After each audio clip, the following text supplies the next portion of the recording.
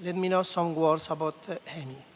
Amy is a professor of ecology at the University of Buenos Aires and a distinguished research scientist at the National Research Council in Argentina, and its acronym CONICET.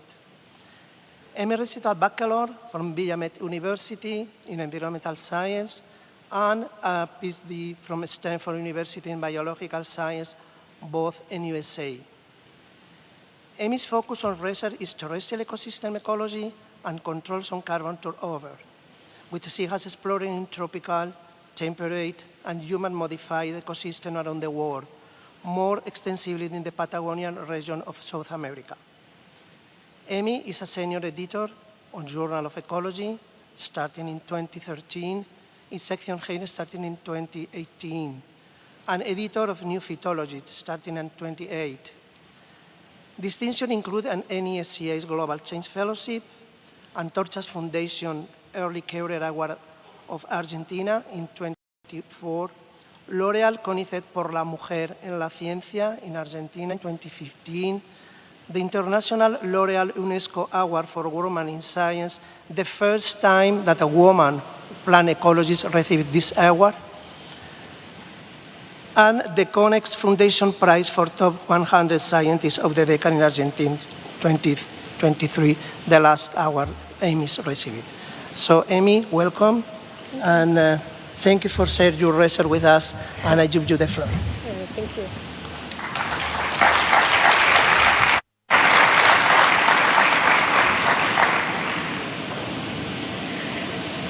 So hello everyone, hola a todos. I'm very happy to be here, and thank you, Daniel, for the warm introduction.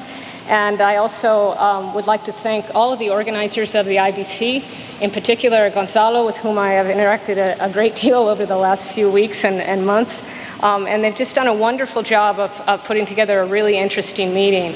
And I also just wanted to say that I'm really grateful to be here, grateful to share a little bit about what I work on, because the scale of my work is ecosystem ecology. And so it's not that I don't love plants, because I do, but I'm also very interested in how abiotic and biotic elements within the ecosystem interact to control ecosystem processes and ecosystem functioning. So I'm going to talk a little bit about that today. So I don't have to convince this audience that plants are great and plants are wonderful, but also this graphic that has been cited numerous times shows that plants are the most important group of organisms on the planet in terms of their biomass. No? And what you can see in that little gray triangle to the bottom of the triangle, let's see if I can make this work, there we go. Expanded here on the right-hand side, what you see is that humans have a very small portion of that total biomass of animals, which is a very small portion of the total biomass of the planet.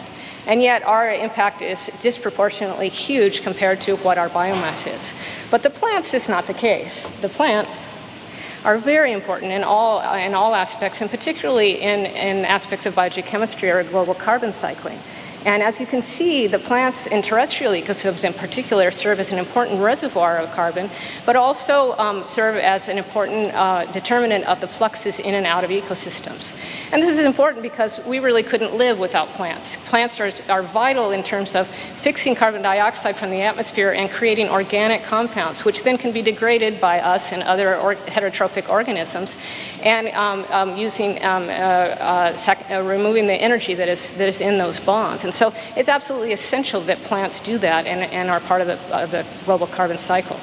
As you can see on the left-hand side of the graph, though, humans are also impacting and are creating an important disbalance in the global carbon cycle. And we've all seen some form of this graph, I'm sure, at some point in time.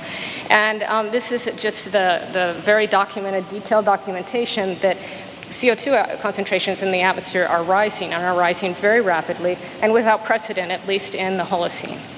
And this contributes to another aspect of global climate change, which is the increase in global warming. And you can see here on the right-hand side, the lower right panel, that over time, the temperature anomaly, that is how much it differs from the baseline, has increased, and the magnitude of this increase is important over time. So how we are disrupting the carbon cycle is really an important issue, and of course all of us are well aware of that. And we have a fairly good documentation for how that happens, what we do. And it's important to recognize that this fossil fuel combustion, which is the vast majority of our carbon emissions to the atmosphere, is carbon that is both old and new. Old in the sense that it's fossil carbon, but new in the sense that it is carbon that has not been actively cycling previously. And so we're creating a big imbalance of that. And we know that, and we've heard this. What many people may not know is that when you actually measure the increase of carbon dioxide in the atmosphere, it's about half. It's about half of what we are emitting.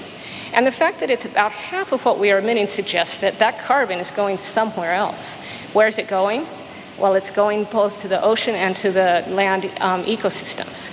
And this important service that natural ecosystems, because the vast majority of these systems are natural ecosystems that are unmanaged ecosystems, provide for us is something that really should be taken into consideration, because of this, the problem that we have with elevated CO2 is about half of what it should be. And so the way in which these systems serve as carbon sinks, that means that they actually absorb more carbon than they emit, is an important part of our understanding of how humans impact natural ecosystems. And that's where I'm really interested. I'm really interested in understanding how ecosystems work. And I think that it's absolutely vital to understand how ecosystems work if we have any chance or any hope of mitigating human-induced global change. And so if we don't have the before picture, and even so that's a difficult thing to do now, we don't have this deep understanding of the natural ecosystems and how they function, we have very little probability of predicting how they will respond or how they can help us mitigate global climate change particularly. So to kind of move down the carbon cycle to a more palatable scale, where we can see at the ecosystem level, one of the things I love about carbon cycling is that it's relatively simple and yet inherently complex. But basically what happens is that CO2 is in the atmosphere through photosynthesis. Plants absorb CO2 and convert it in, as I said, to organic compounds.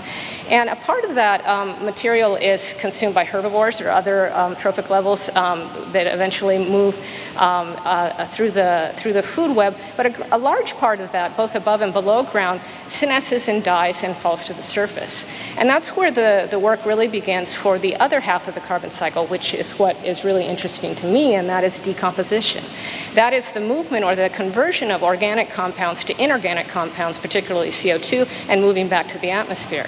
The microbes and fungi and invertebrates in the soil do that just because they want to. They eat the organic carbon, and they pull out the energy, and then they emit CO2 as part of the respiratory cycle. We do too. But that basically completes the cycle. And so while there's been a lot of attention, not just in this meeting, on the controls and what controls photosynthesis, and there's been a little bit less focus on what is actually controlling decomposition in terrestrial ecosystems. And another point is that, but this is vitally important because this is just like the inputs and the outputs are what actually determine the carbon balance in the ecosystem. So it determines whether or not these systems are working as carbon sinks or sequestering carbon, or if they're actually functioning as carbon sources. So you have to have both sides of the equation to really understand how they're functioning. And when we start to talk about carbon sequestration or carbon sinks, the conversation inevitably goes almost entirely to forest ecosystems. Forest ecosystems in the tropics, in temperate systems, managed plantations, those are the things that are most important in terms of being mentioned as important for carbon sinks or carbon sources for the global carbon cycle. And this is just one example of the meticulous measurement that they've done of this in forests. And what they've shown in this paper, which is what I love, is that they found the missing carbon sink in mature forests. And so I think that it's important to think of, when we think about carbon sequestration, most of our thinking goes into forests. And I think that extends beyond just carbon sequestration to the basic fundamentals of biogeochemistry or elemental cycling of carbon and nitrogen and other things in the ecosystem. I think that most of our theoretical background or framework comes from how systems in the temperate forest, particularly in North America and Europe, have functioned.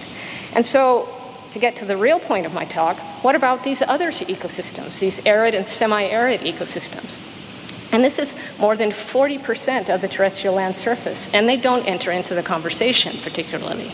And more than even the 40% of the land surface is arid or semi-arid. 35% of the population of the world lives within these systems. And it's very clear that with global climate change and with increases in temperature that these systems will extend and be more, the distribution will extend over time. And so it's very important that we understand these ecosystems. And so these are defined, these arid and semi-arid ecosystems are defined simply by how much rainfall comes in versus how much potential rainfall could actually evaporate. That's just an index of their aridity. And then they're basically defined into these different categories. And they're found in all parts of the world. They're very interestingly functional diverse. They're edaphically diverse. They're globally distributed, as I said. But conversations, if you look at this map of where these dryland ecosystems are in the world, and you overlay it with one of these biodiversity hotspots, there's almost no congruence, with the exception of the Atlantic rainforest and the Atlantic forest in Brazil and the southern tip of South Africa. There's really very little consideration for how biodiverse these systems might be, how fragile they might be or susceptible to human impact, and also how much carbon they're sequestering. These just don't enter into the things. And so I'm going to make a plea that we need to consider these ecosystems and that they're actually important. So what makes an arid zone? I just want to take a real quick detour here because some people may not recognize these two fellows on the side, but this is a cartoon in the United States. They're called Calvin and Hobbes, and some of you may remember them. I loved them. I still do. So. And I think that they can serve as a little bit of a pointer for us on this journey and this talk. Calvin is a rambunctious youngster who loves to be outside and is very curious. And he's accompanied by this tiger who is, his name is Hobbes. And Hobbes, to all other people in the world, is a stuffed toy. But to Calvin, he represents a very real being and also a very concrete link to the natural world. And so Hobbes provides a voice of reason and a voice of the natural world. And in this scenario, I think that I would like to have them accompany us. And so we go back. What makes an arid zone? Water, no? As Calvin would say, water is surely the most important thing. And in a seminal paper of an annual review, it's defined that way. Let us now ignore the exceptions and define desert ecosystems as water-controlled ecosystems with infrequent, discrete, and largely unpredictable water inputs. And so what that means is that water is everything. Water is what controls. And that makes some sense when you think about plants. These are a number of studies that have been published in different areas of the world where if you plot mean annual precipitation, that is how much rain falls in a year, versus net primary production, that's sort of an integrated value of biomass or photosynthesis over time, in a particular given period of time, what you find is that there's a very strong, predictable, linear relationship. So when more water, you get more productivity. And this repeats itself over and over and over again. Sometimes the slope changes, but basically what you see is that the synthesis of all these studies is that it's a very strong and predictable relationship. So when people say water is the most important component of arid and semi-arid ecosystems, for plants that's absolutely true, because plants have to transpire, they need an awful lot of water in order to do photosynthesis because they need to keep their stomachs open and they need to absorb carbon dioxide. And so this is a vital part of their functioning. Now, the same idea about how important water is extended to decomposition, and that is the movement, again, of organic carbon to inorganic forms to the atmosphere. And the sort of traditional model about that was based on the idea that there are two components that determine decomposition in terrestrial ecosystems. One is the amount of rainfall, or the amount of rainfall, and the other is how much lignin, this biologically recalcitrant material in the litter, that is a very important functional and structural component of almost all land plants, how those two things interact to actually determine decomposition. And so what I want you to see in this graph too is this y-axis says K value. And what that means is that it's just an integrated, over time, value for how fast decomposition is going. So it's not important that you necessarily understand what the value means, but it's just a proxy for how rapidly decomposition is occurring. If the value is very high, it means that decomposition is very fast. If the value is very low, decomposition is very slow. So this is really tricky. And so I, a few years ago, suggested that perhaps we are too limited. Perhaps we're limiting our imagination by putting a singular and absolute focus on water for understanding dryland biogeochemistry. And I'll tell you a little bit why I thought that that was the case. And so you look at discrepancies with the water-controlled model of decomposition. Here on the left-hand side, what you see is a very similar plot for those productivity plots, no? So you see mean annual rainfall on the x-axis. In this case, we see decomposition instead of primary production. Now what we see is absolutely no relationship whatsoever, no? It is entirely convincing that there is no relationship, at least from my perspective. And it's one of those really wonderful points when null results or negative results actually inspire new ideas and new thinking, no? And also, if you take these same data and you put it into the Mantemeyer model, this model for litter decomposition based on lignin and rainfall, what you find is that the one-to-one line is that center line. What you find is that the vast majority of situations, decomposition is much faster than it should be expected based on the observed model. And in fact, many of the very dry sites, the observed model suggests negative decomposition, so that there's actually no decomposition or negative decomposition occurring, which of course is impossible. But what it suggests is that there's something else going on here. There's something else that's happening that is causing a difference in terms of how these rates of decomposition are occurring, how fast carbon is turning over. And so it's really nice to have students that take these things further, and so they really did a much better job than I did. And they did a sort of a global synthesis of all the studies of litter decomposition in dryland ecosystems. And this was Agustin Sarkis and Ignacio Siebenhardt, and they put together some very simple relationships that were similar to what we had seen in the very smaller data sets. But what you can see here, the different categories are the different levels of aridity, and what you can see is there's a suggestion there's no relationship between mean annual rainfall. Now there's a lot of sites. We have a lot of sites and a lot of and also biomes don't help us very much. If you look on the right-hand side of the graph, what you can see is that the different biomes as they're defined, and they can be variously defined, of course, but you see almost as much variability in each one of those biomes as you do see across the entire range of precipitation and aridity. And so these two things are not helpful, basically. And so what I think we can do with Calvin and Hobbes is toss out that water-controlled paradigm on ecosystem functioning, because I think it serves us. It serves us to set it aside, but it's very kind of makes one a little bit uncomfortable, because you're out there in the free fall, you're out there in the air, and if it's not rainfall in the air of the ecosystem, what could it possibly be? And so Nacho particularly took this a little bit further, and we're finishing a publication on this, that he actually estimated using multiple regression and other multiple models, what are the things that are actually? And what he found was that precipitation didn't even enter into the models, in any of the models that he concocted. It never entered. What was important were things that are interesting: temperature, seasonality, cloud cover, okay, keep that in mind, and the covariation in precipitation. So how concentrated that precipitation is, how variable it is during the year, cloud cover, these things are suddenly becoming causes that are things that are much more important in terms of correlating with litter decomposition. And this was a climatic model. It didn't have any of the biotic components, and it's not a causal model either. This is simply just putting together these global climate information and basing them to see how decomposition responds. So I think that my suggestion with this talk is that perhaps what we need to do is reimagine arid zone ecology and free us of this restriction that water controls everything. And what I wanted to talk about was a little bit about some of the research that and some of the work that I've been doing on one aspect, not the only aspect that I think is the alternative control, but one that I think is really quite important. And what I wanted to speak to was just a couple of things. One is does biota really control carbon turnover in arid ecosystems? So keep these in mind. And I know you'll react and say, of course it does.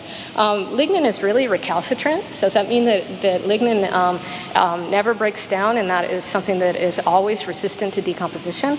And is everything really slow in arid and semi-arid zones? So maybe just keep those questions in mind, or keep those challenges in mind as we move forward. So what I've been working on for quite a long time now, and what really fascinates me, is the role of sunlight. The role of sunlight, particularly in carbon turnover in these arid and semi-arid ecosystems.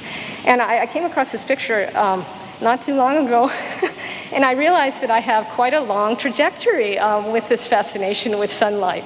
So this is the 4th grade science fair in which it was my first experiment ever in which I evaluated the effect of sunlight on plants that had different colored foliage, so a red foliage plant and a green foliage plant.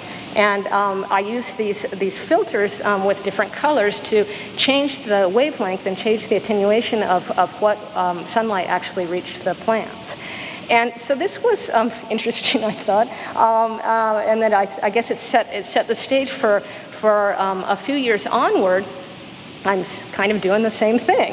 And so here I am in the Patagonian steppe with my light meter, and around me what you can see are these little boxes that are filters with plastic colors, which are used to attenuate sunlight and effectively generate light treatments which can affect the absorption of light by the litter that is underneath them. So I have a long-term, apparently, fascination with this topic, and I would like to share with you a little bit of some of the things that we found.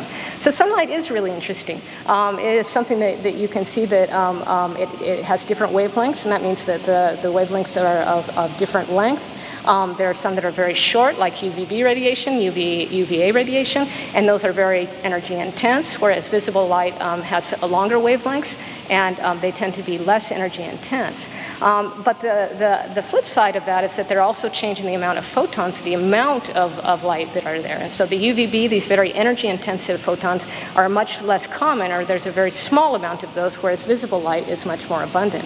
And so we were really interested as we started this exploration to see not only how sunlight in general affects that, but also how wavelength dependence, or how these different kinds of sunlight might affect litter decomposition. So we started this, and I'm going to tell a little bit of the whole journey relatively quickly. But this started in work in the Patagonian steppe in Argentina, which is a semi-arid ecosystem, 150 millimeters of precipitation. And what I wanted you to note is just that there's a lot of bare soil cover. There's a lot of bare soil. And so this material that senesces and falls to the soil surface is generally exposed to full sunlight. It's really an important component of the structure of the ecosystem.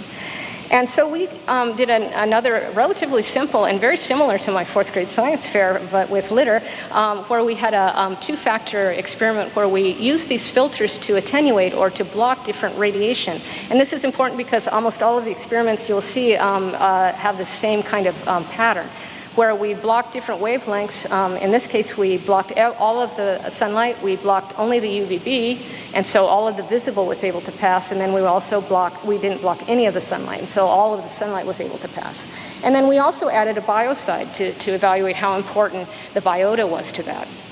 And then additionally, we did a separate experiment where we added soil resources to see if that was one of the things that was limiting decomposition in this ecosystem. And so this is just to give you an idea, just to start you up, to rank you up, because then I'm going to speed up. But almost all of these experiments are very similar in terms of the organization or the logic. And so these are some of the litter boxes that were in Patagonia. And this is Lucia, my first graduate student that was participating in the experiment. So what did we find? What we found was that, well, if you block all of the solar radiation, essentially litter decomposition is very, very slow.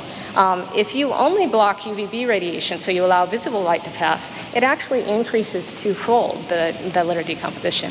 And now, place your bets. If you let all of the sunlight pass through, it's almost 3 times more faster than it would be if the radiation was blocked. And so that's fine, and that's good. And so sunlight is important. But what happened with the biocide? What happened with the addition of the reduction in biotic activity? And so basically, place your bets, nothing happened. So basically what we found was that with this biotic reduction, there was no change detectable change whatsoever.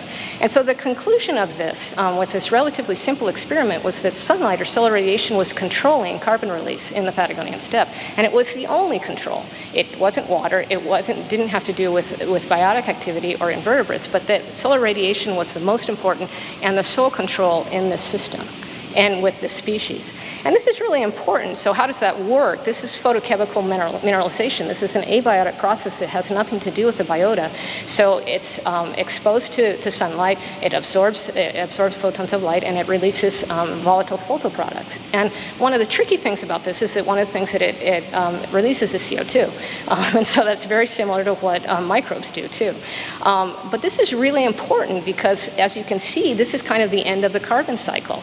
So all of this material, this organic carbon that is going straight to the atmosphere. And so it can be seen almost as a short circuit in the carbon cycle because it doesn't go into the soil organic matter. It's not modified by microbes, but basically just it goes straight back to the atmosphere. And so it really kind of cuts short the whole carbon cycle as we understand it.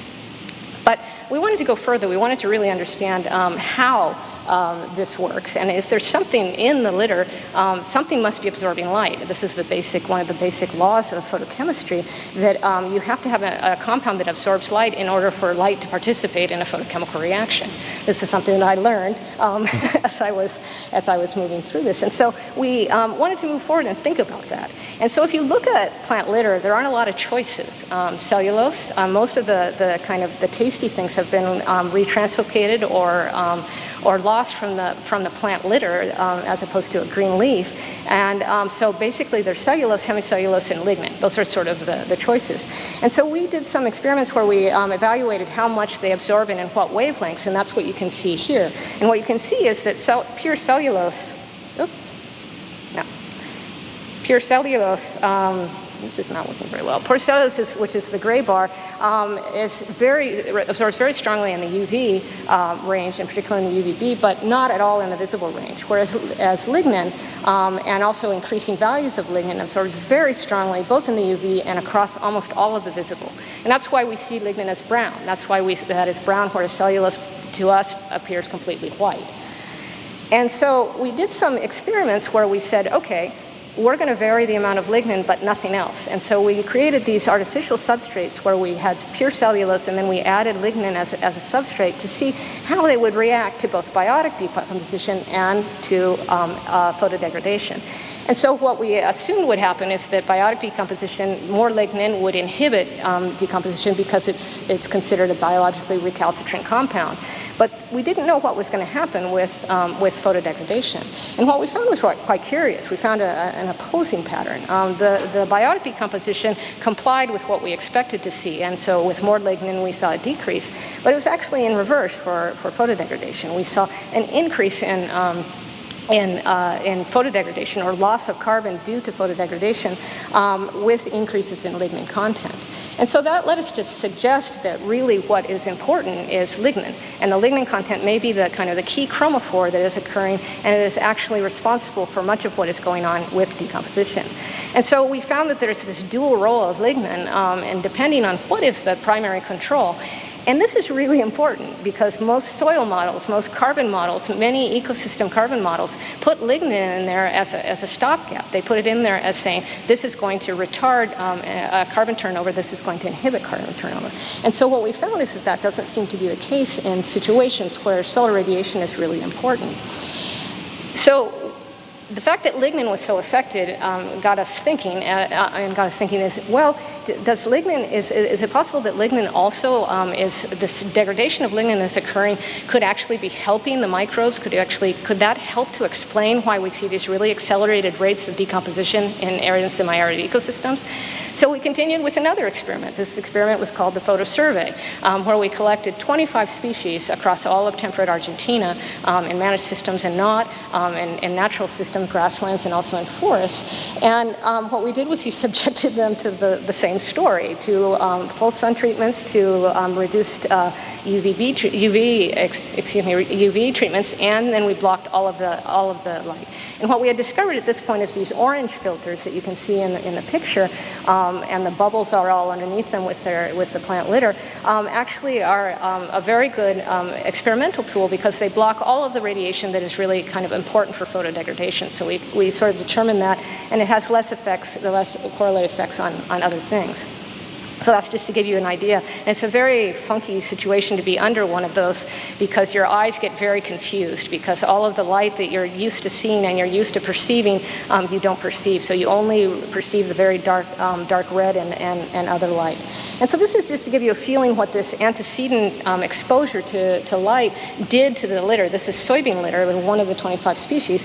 And what you can see is that the orange litter, the one with the orange filter, is almost unchanged. It's intact. It has the same color as it did when it started, but if you take away only the UV radiation, what you see is that and visible light passes, you see changes in the. And if you're exposed to full sun, what you see is effectively it changes color, it changes structure. There's a lot of things going on with the physical aspects that you can see with by your eye, but there are also things that are happening at the chemical level.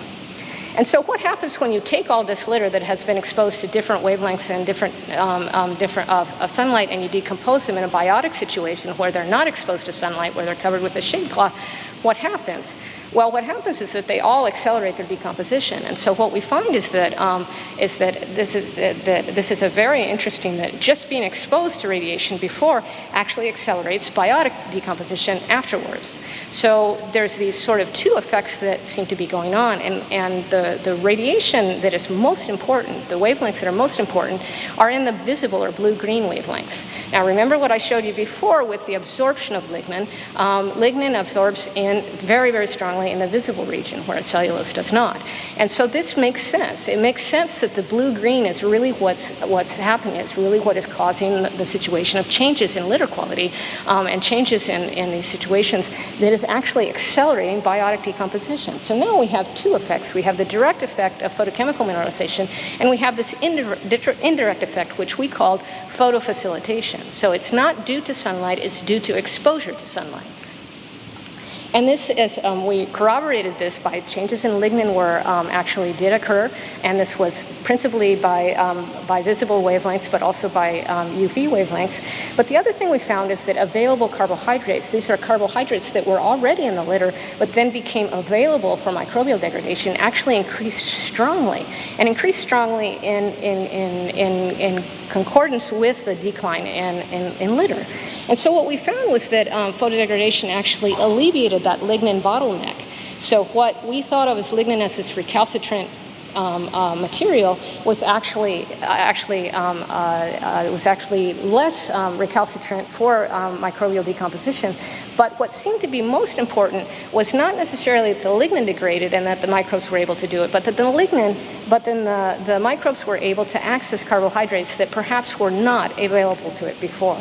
So if you just sort of put this very simply, we have photodegradation as being the key to opening the lignin gate. And so you have sunlight that exposes and decreases lignin, and this opens the gate for microbes to enter and to start the degradation process. And so this really is important, because in some of those cases, and it was hard to see, but the more than doubled just by being exposed to solar radiation, this litter, for about 3 months. And so we took this to the field, because now we see there are two things that are going on. We took this to a semi-arid ecosystem, although it was an semi-arid ecosystem that had much more water. It had about 800 millimeters of precipitation, but also in the Patagonian steppe. And I don't want you to, but it's the very same setup. We have, we only have 2 light treatments of full sun and blocked sun, and 4 different species, which you can see with the 4 different graphs. But what I'd like to see is if you could focus on the circles, on the relative effects on the right-hand side, because what we saw was something that was relatively interesting. We had sunlight, we had biota and their interactions. So we had with and without biota due to biocide, with and without sunlight, and then their combination, right? And so what we found was that in the dry summer, the only thing that was important determining decomposition, and that's what you can see in the first symbol, is is sunlight. And biota played no role in the hot, dry summer. It's a Mediterranean climate, it's a hot, dry summer. In the wet winter, however, biota suddenly became important. That was when biota was one of the dominant drivers, and the most important was this combination of being exposed to sunlight and actually also having the biota present. And so that was and then if you take that all integrated over 2 years, what you found was that all three things were important, but the most important was the combination of these two things. And so what we see is this strong effect of seasonality, and if you remember from that correlation with the maps, the seasonality is one of the things that is highlighted as a key element for determining litter decomposition.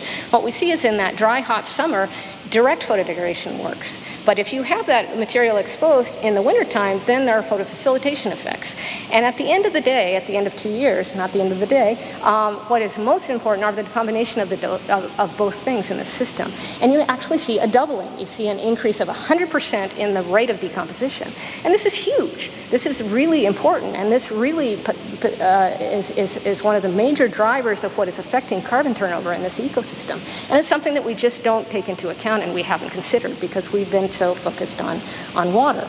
And so finally, the final point of data that I'm going to share is to look at not only if you are exposed to litter or not, if you are exposed to solar radiation or not, but also how much. So Soledad, who did her doctoral and also did some postdoctoral work with me, set up a similar system. You can see those orange filters are everywhere. And so you had full sun, but she exposed them for different period of time, for 2 weeks, for 4 weeks, for 8 weeks, for 12 weeks. And so to see if the magnitude of antecedent radiation actually affected photofacilitation, actually affected this biotic increase in decomposition. And what she found for this was done with 3 species, and what you can see on the left-hand side there is that all 3 species, although they had different rates of biotic decay, all tracked very, very linearly. No? Does this remind you of the net primary production as opposed to some of these things? But the amount of cumulative solar radiation that they were exposed to was absolutely definitive for defining the amount of photofacilitation. So when more sunlight exposure occurred, more decomposition occurred and more photofacilitation occurred. And this was also tracked with the other discovery that we had made about the available carbohydrates, that biotic decay was very strongly across all 3 species, was very strongly affected by how much available carbohydrates there was for microbial decay. Some of that was naturally in the litter, some of that was also increased by exposure to sunlight. And so it really changes kind of a little bit about how we think about decomposition, what controls those might be in these ecosystems. And it even gives us an idea, sort of a conceptual framework for how important light is, that it can have these direct effects affecting volatile photoproducts, and that sort of short circuit that we talked about. Secondly, it affects lignin, and it can increase these labile carbohydrates in the litter, the access to these labile, the lability of these carbohydrates, which then through microbial decay actually increases microbial respiration. And so this whole framework is something that really hasn't been considered until relatively recently and has not been talked about, but it's only been talked about almost exclusively in arid and semi-arid ecosystems where much of this work has been done. And not only our group, but many other groups have also. And so I would venture that perhaps I could even go so far as to mention maybe we could have a new definition of some terrestrial ecosystems, and that would be what makes a photodegradative zone, no? And so that would be, let us now imagine, no? Remember, we're imagining that the carbon cycle in any terrestrial ecosystem where sunlight exposure of plant litter is important may be modulated directly or indirectly by photodegradation. And we don't know. We are starting to see ourselves and other groups are starting to explore how important this might be in other systems. For example, a wetland ecosystem with aquatic macrophytes. This material is standing dead. It's exposed to sunlight for long periods of time. Even though it's very wet, it's likely that photodegradation is important there. High elevation grasslands that have these tussock grasslands with also large quantities of standing dead. We're looking at photodegradation in both of those. We've looked at it in crop residues, where after crop harvest, these residues stay on the field, on the soil surface, and are exposed to solar radiation for some period of time, and actually accelerates decomposition when that actually occurs. And other groups have also looked at temperate deciduous forests. So when the leaves fall, there's a period where there they're actually exposed to solar radiation, and this has effects accelerating decomposition. And so this is very recently, it's in press of a new phytologist Tansley review that Carlos and I published, looking at the idea of expanding our notion of photodegradation to include perhaps lots of other ecosystems, and that the relative importance of photofacilitation, photodegradation, and then biodecomposition may vary with exposure to solar radiation in these different systems. It's not to say that these other factors like temperature and salinity or any of these other factors are not important, but it offers us the possibility for a conceptual framework for understanding how important that might be beyond arid and semi-arid ecosystems. But I digress. Back to arid ecosystems. And so I think that finally, I would like to just discuss for a couple of minutes how we can think about navigating an integrated conceptual framework for arid zone ecology. And I don't pretend to have the truth revealed, as they say in Spanish, but I would make a suggestion that perhaps would allow people to think about a little bit about what might work. And that is to liberate ourselves from water availability. And I think that if you look, this is the map that I showed you at the beginning of the talk that Nacho has put together about how in different arid zones decomposition is predicted to occur based on this database and these models that we have. And below you have aridity. And what you can see is if you start to look at any place, there's not very much agreement between an arid zone and what that decomposition should be. So if you place in some hyper-arid zone on the map in the bottom and you say, what should the decomposition be, you'll find almost entirely all the possibilities. And this is really illustrated well here in the Australian system. This is the Australian continent, as there are some Australians, I think, in the audience, and so the vast majority of Australian landscape is classified as hyper-arid.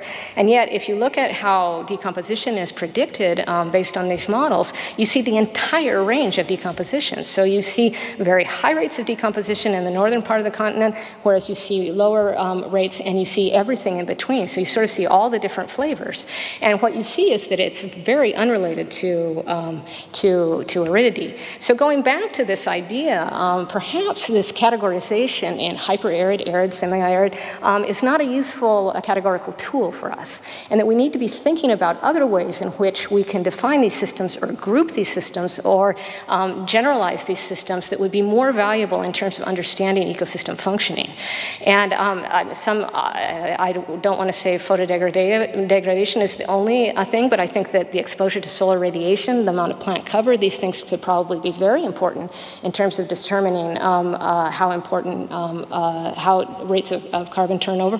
Other things like fire, dew, fog, all of these other things that are alternative controls that are relatively unexplored to now because of our focus on water, that now could be sort of incorporated into the lexicon and into our understanding of how these systems work. But perhaps we need to think beyond aridity. We need to think about reclassifying these systems in a way that is more useful functionally for us for understanding ecosystem functioning. And so this is important. I know that the carbon sequestration we don't talk about in terms of arid and semi-arid ecosystems, but the carbon balance is really important because arid and semi-arid ecosystems are going to increase. It's estimated that 45% of dryland forests are going to increase. And also, while it doesn't determine the mean of the carbon sink, the terrestrial land carbon sink, it's very important for determining the variability year to year. And so the interannual variability of the carbon sink is largely determined by how semi-arid ecosystems respond, and particularly in the Australian continent, but elsewhere as well. And then finally, there's been a relatively recent, just came out a couple of weeks ago, that suggests that although aridity will decrease, these ecosystems are not going to desertify. And we don't understand why that. It's not very clear exactly why that's going to occur. But these systems are really important. Even though there's not as much carbon stored as there is in a tropical forest, they're a huge part of the land surface, and understanding how they work is really important. So just going back to sort of my original comment that we need to understand how natural ecosystems work in order to mitigate human impact. I understand the real importance of restoration and conservation, but I think that it's really important that we also understand how these ecosystems function in order to minimize our impact. And that low rainfall ecosystems appear to have unique controls that we must take into consideration, and that we aren't taking into consideration actually in most of our global models, things that are not considered that. And that the unexpected consequences of not taking those unique controls into consideration will affect how these systems will respond in ways that may surprise us. It may surprise us not in a good way, but may surprise us in a way that suggests that they're much more fragile or much more vulnerable to these global changes than we might have imagined. And so I just wanted to close with this point that goes back to how I perceive sort of what we do as scientists and what I feel is sort of my contribution. But Virgil says this much better than I do. He says, "The gates of hell are open night and day, smooth the descent, and easy is the way. But to return and view the cheerful skies, in this the task and mighty labor lies." And what this suggests is that it's really easy to ruin ecosystems. It's really easy to destroy them. It's really easy with our impact to affect biodiversity, ecosystem functioning, all of these things. But to get them back is really, really hard. And so instead of doing that, instead of sliding down the slide and then trying to claw our way back out, it would be important to, based on our understanding of how ecosystems function, is to try to minimize the impact that it has, that human impact, and not necessarily just conserving those systems, but understanding how they work and understanding how our impact is affecting those functions. And so with that, I'm going to close. I would like to thank a number of people, and these are people that have been in the field with me and in other areas over time. And particularly, I would like to acknowledge the New Phytologist Foundation that has kindly provided some extra support for me to attend this meeting. And so I'm quite grateful, in addition to the support that I've gotten here from the IBC. And the other point is that I would like to just kind of highlight Carlo Bajare, who you saw in a lot of the, has been sort of a wonderful colleague and a very important person in all of this work that we have done over time, looking at photodegradation. And then I've also worked with lots of other folks, and all of the other list are my students and postdocs and former postdocs that are all now, many of them are doing other things that are interesting as well in ecosystem ecology. So with that, I'll close, and I would be really happy to take questions.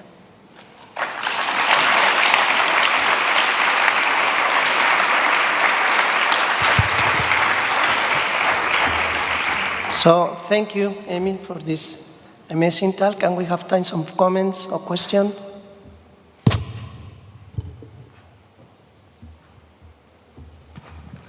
Amy, this is Christian Körner. It was just wonderful, just fantastic. Could you spend a few words on in which way chemically the carbon is lost? Did you ever measure it? So what's the chemistry of the release? Of the release of the volatile photoproducts, you say? Is that what you mean, Christian? Yes. Yeah, it looks like it depends. There are some chemicals that are, it may be some breaking of some sort of the ends of lignin compounds, but also it may be also cellulose and aldehydes. So they don't understand particularly well, and especially in plant litter, they don't understand very well how that's working. But they do, I mean, you can expose like wood to UVB radiation, and they can actually measure what that happens. In natural ecosystems, they don't have as clear a picture of what it is, but they think it's a number of these things. But it doesn't include oxygen consumption. Well, surely these are mostly oxidative reactions, for sure.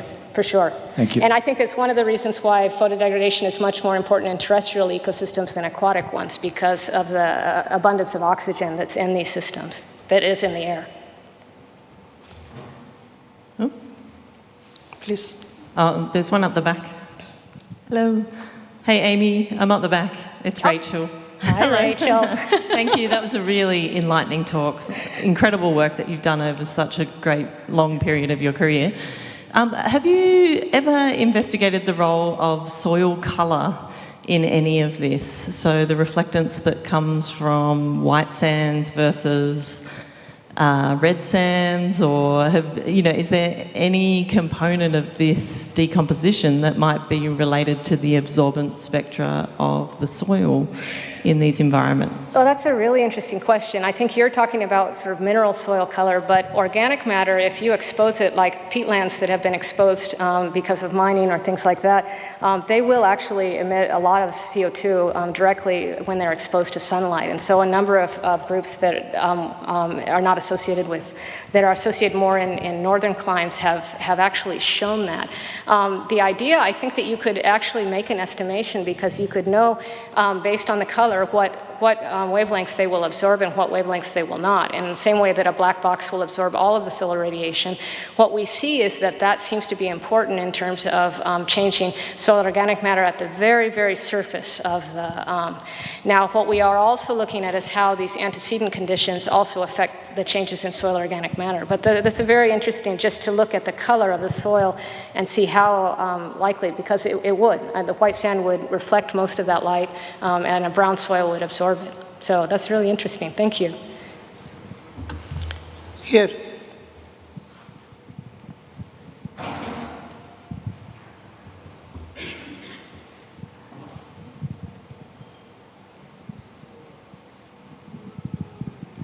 Well, I'm always interested in how things vary, and if we're looking at a local scale, there must be, well, there's always a huge amount of solar radiation varying in space due to shading, for instance.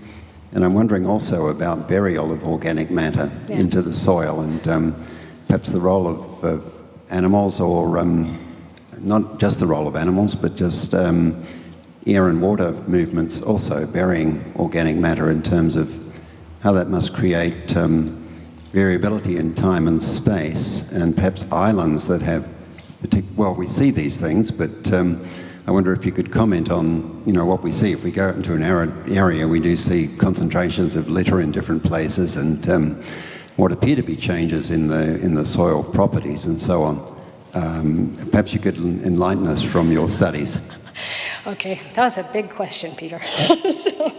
But I think that, well, to start, I think that one of the things that if you go to a local scale as opposed to these sort of global patterns, things emerge that are super important. And I think that one of the things for me that I've looked at a lot is spatial heterogeneity in the vegetation. So if litter is exposed to sunlight or is under a shrub, it's going to be really different in terms of what the major control is. So that sort of variability in the controls can also be reduced to a very local scale. What we think about when we think about arid and semi-arid ecosystems is that there are these islands of fertility, and so all the activity is occurring, and that is true. The biotic activity is occurring. If you put the same litter underneath a shrub in an arid ecosystem, it will not decompose. It will decompose very, very slowly compared to what is outside. And that has been shown in a number of studies, not just with our work. And so I think that again, looking at these alternative controls, or looking at these unique aspects of these dryland ecosystems, one is plant cover, one is spatial distribution of the vegetation, that those probably are much better predictors than annual rainfall in terms of what is going to actually cause decomposition. And so I think that that's really important. And the soil question is very relevant and very important. Basically what we have shown with sort of the long-term work is that there are two worlds of decomposition in arid and semi-arid ecosystems. And so what controls above-ground decomposition really has very little to do with what controls below-ground and root decomposition. And by and large, root decomposition in these systems is quite slow.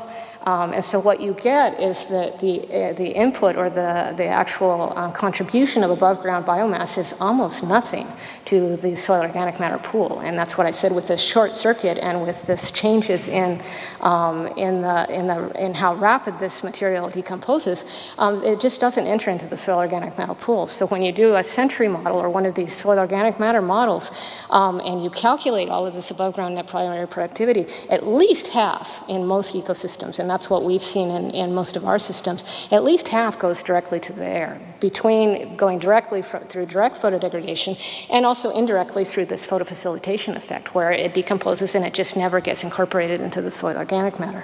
So I think that that's really another question for reframing or reimagining arid zone ecology, is that we can't assume that what controls above ground and what controls below ground are the same, because they are not. They are absolutely different, and I didn't talk about below ground decomposition, but we do have some work comparing those things, and the controls are fundamentally different because they're buried. So I don't know if that helps, but that's a little bit about, I think, answering your question. So.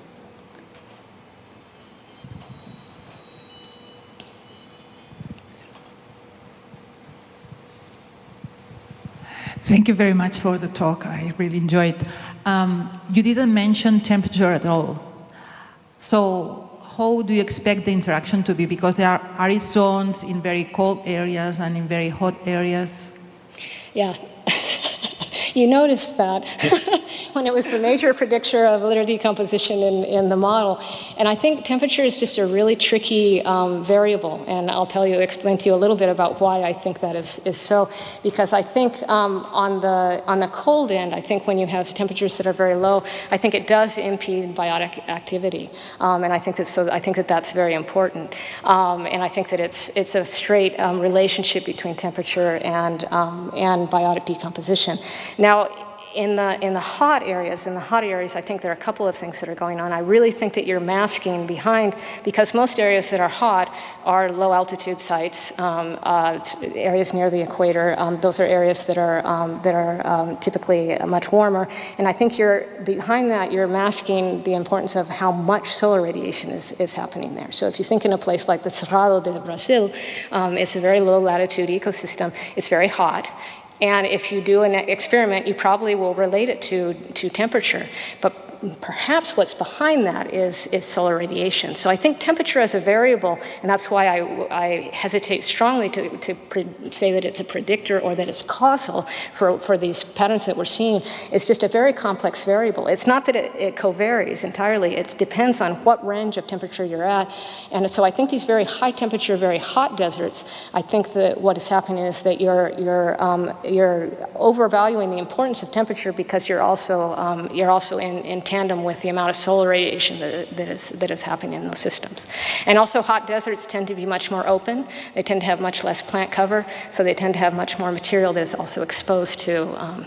So all of those things work, and that's why it's complicated. It would be easier if water just explained everything, but it doesn't seem to do the case. But that's a really good question. I'm glad you asked it. Thanks.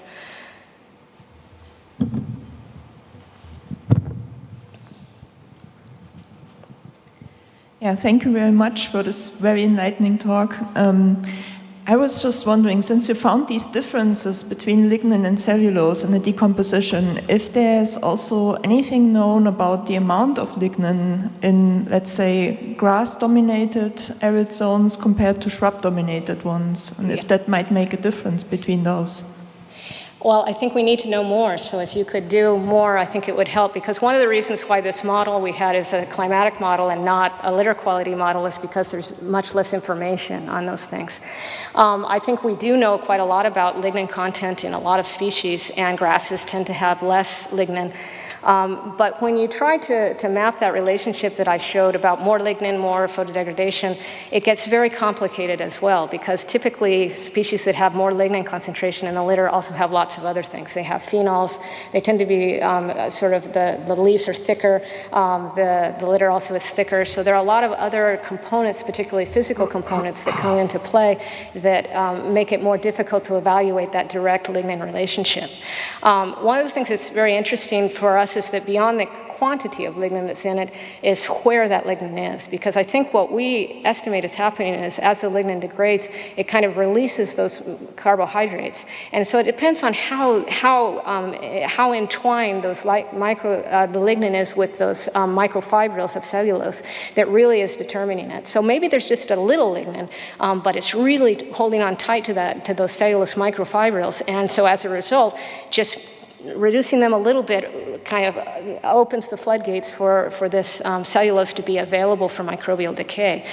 This is something that we're really actively working on, and this is something that we're super interested in. But at the end of the day, I'm not quite sure how predictive lignin percentage is. But there are certainly aspects of that lignin-cellulose interaction that are absolutely key for understanding how that photofacilitation works. And that's what we're really actively working on. So I'll send you the Tansley review if you send me a mail, and you can see some of the things that we're thinking about. Okay, I think it's time to finish.